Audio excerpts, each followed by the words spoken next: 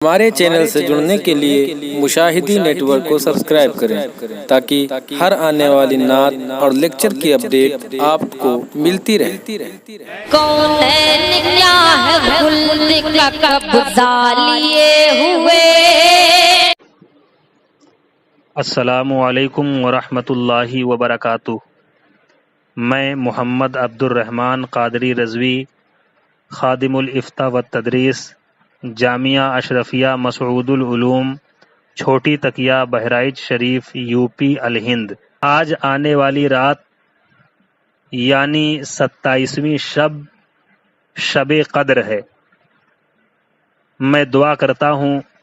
کہ اللہ رب العزت اس مقدس اور مبارک رات کے صدقے ہم سب کی خطاؤں کو معاف فرمائے اور اپنی شان رحیمی اور کریمی کے طفیل مسجدوں اور عیدگاہوں کے دروازوں کو تمام مسلمانوں کے لیے کھول دے، آمین۔ آج کا سوال یہ ہے کہ قرآن و حدیث میں شب قدر کی کیا فضیلت و اہمیت ہے؟ اس کا جواب یہ ہے کہ اس مقدس اور مبارک رات یعنی شب قدر کی فضیلت و اہمیت کو جاننے کے لیے صرف اتنا جان لینا ہی کافی ہے کہ اس بابرکت رات کی فضیلت میں اللہ رب العزت نے مکمل ایک سورت نازل فرمائی ہے، اور خود اس کا نام لیلۃ القدر یعنی قدر اور مرتبے کی رات رکھا ہے، اور اسی رات میں پورے قرآن عظیم کو یک بارگی لوح محفوظ سے آسمان دنیا پر نازل فرمایا ہے، اور اس رات کو 1000 مہینے کی راتوں سے افضل و برتر قرار دیا ہے۔ اور اس صورت کے ذریعہ اللہ تبارک و تعالی نے اپنے بندوں کو یہ بھی بتلایا ہے کہ اس رات میں فرشتے اور روح القدس حضرت جبریل علیہ السلام زمین پر تشریف لاتے ہیں اور صبح تک رحمت اور برکت نازل ہوتی ہے۔ غرض کی اس مقدس رات کی فضیلت و بزرگی کی گواہی خود رب کائنات نے دی ہے۔ ارشاد باری تعالی ہے، انا انزلناہ فی لیلۃ القدر وما ادراک ما لیلۃ القدر لیلۃ القدر خیر من الف شہر تنزل الملائکۃ والروح فیہا باذن ربہم من کل امر سلام ہی حتی مطلع الفجر، یعنی بے شک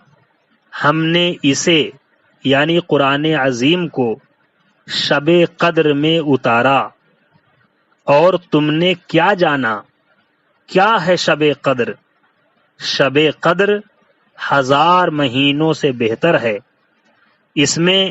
فرشتے اور جبریل اترتے ہیں اپنے رب کے حکم سے ہر کام کے لیے،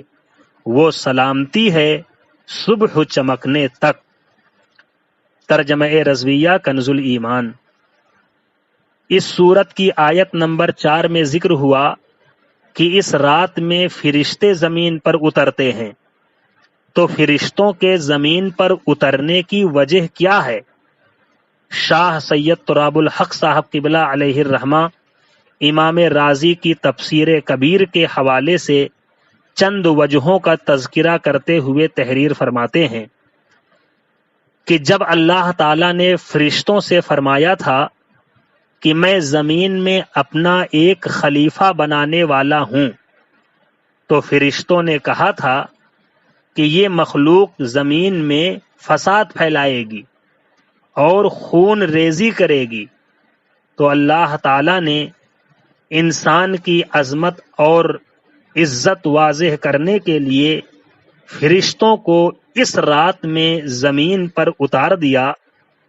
اور فرمایا کہ جاؤ اور دیکھو جن کے متعلق تم نے کہا تھا وہ کیا کر رہے ہیں، دیکھ لو میرے بندے اس رات میں بستر اور آرام کو چھوڑ کر میرے لیے عبادت میں مشغول ہیں اور مجھے راضی کرنے کے لیے آنسو بہاتے دعائیں مانگ رہے ہیں، حالانکہ شب بیداری یعنی رات جاگنا ان کے لیے فرض یا واجب نہیں بلکہ سنت مؤکدہ بھی نہیں، صرف میرے محبوب رسول صلی اللہ تعالی علیہ وسلم کی ترغیب دینے، اس رات کی اہمیت بتانے پر اپنی نیند اور آرام قربان کر کے ساری رات کے قیام پر مستعد ہیں، یعنی عبادت کے لیے تیار ہیں۔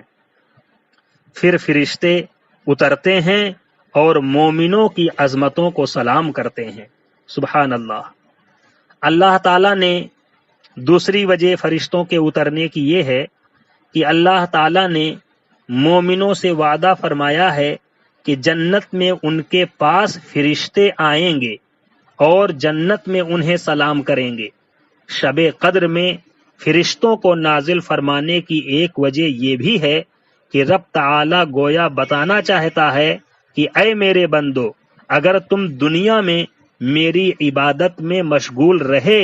تو تمہارے پاس دنیا ہی میں رحمت کے فرشتے آئیں گے اور تمہاری زیارت کر کے تمہیں سلام کریں گے۔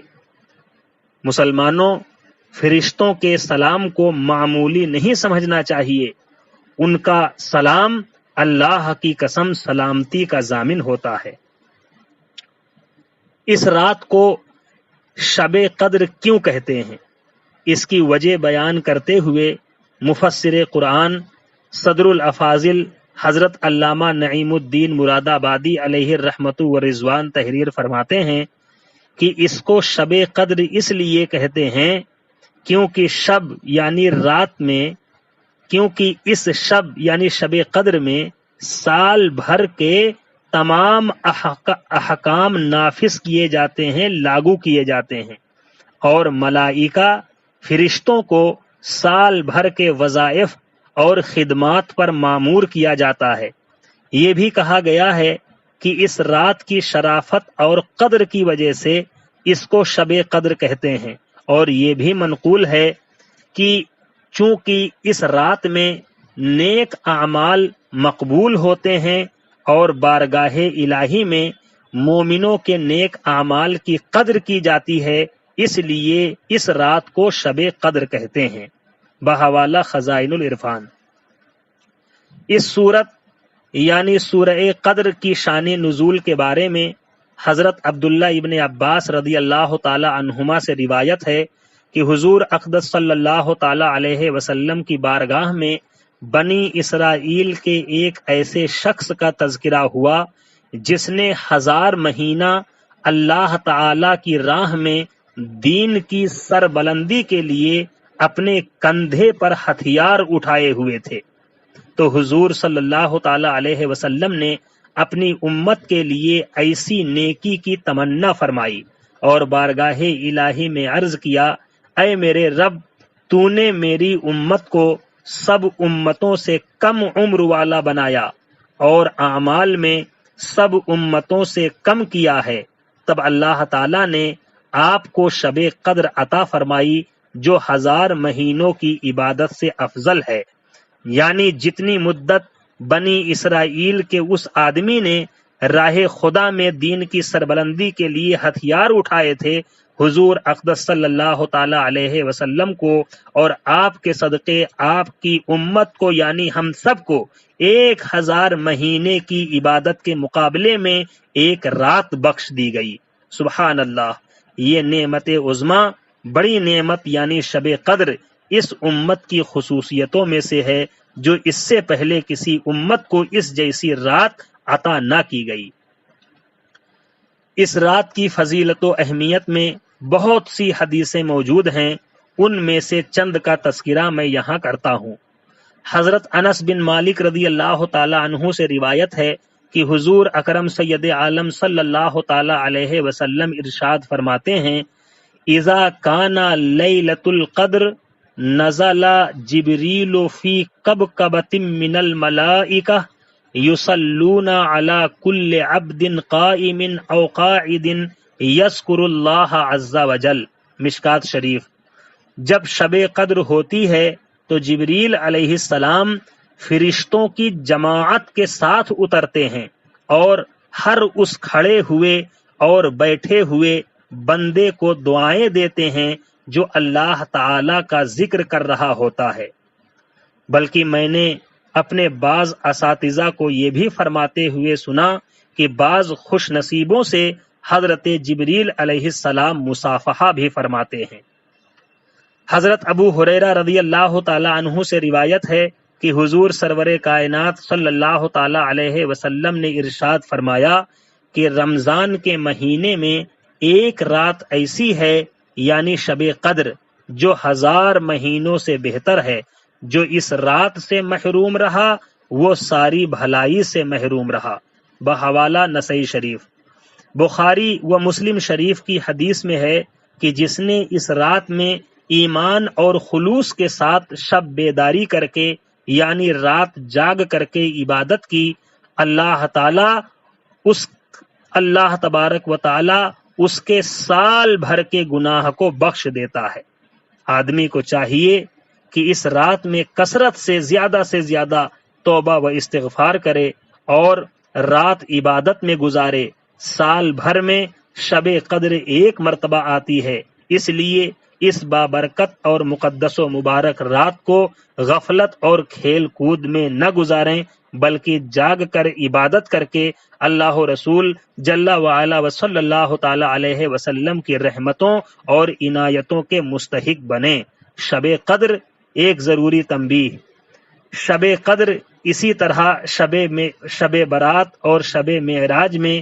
جن حضرات کے ذمہ قضا نمازیں باقی ہوں وہ نفل کی جگہ قضا نمازیں پڑھیں۔ نفل نماز ان کے لیے ہے جن کے ذمہ قضا نمازیں باقی نہیں۔ اللہ تعالیٰ اپنے حبیب اکرم سید عالم صلی اللہ تعالی علیہ وسلم کے صدقے شب قدر کی رحمتوں اور برکتوں سے تمام صحیح العقیدہ سنی مسلمانوں کو مالا مال فرمائے اور ہم سب کی عبادتوں کو اور شب قدر میں شب بیداری کو قبول فرمائے، اور اپنی شان رحیمی اور کریمی کے صدقے رب تعالی مسجدوں کے دروازوں کو ہم مسلمانوں کے لیے کھول دے، مسلک اعلی حضرت پر زندہ رکھے اور اسی پر موت بھی عطا فرمائے۔ آمین یا رب العالمین۔ السلام علیکم ورحمۃ اللہ وبرکاتہ۔